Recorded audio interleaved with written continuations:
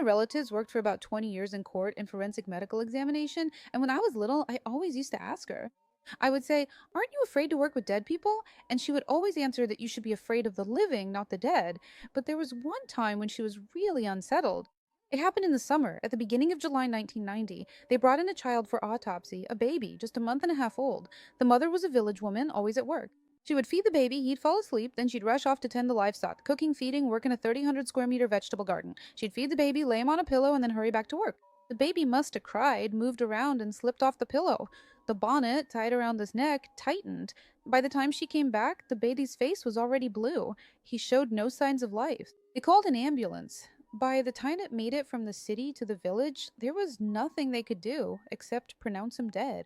At the same time, the son of one of our local big shots drowned in the Volga. The whole city was in an uproar. They searched for him for several days but couldn't find him. The father went to the riverbank every day and would sit there for hours, literally. And then one day, as he was sitting there looking at the water, his son surfaced right in front of him. It was already evening. They pulled him out and brought him in for an autopsy, but it was Friday, and Saturday and Sunday were days off. The drowned man was already all bloated, smelled bad, sorry for the details, but the flesh was coming off. But this big shot went to the chief doctor, insisting they do the autopsy that very day so they could bury him in the morning. By the time they found my relative and brought the doctor to work, it was already getting dark. They were paid to treat the body after the autopsy, wash it, leave the clothes so they could dress him right away. And here's how she tells it further.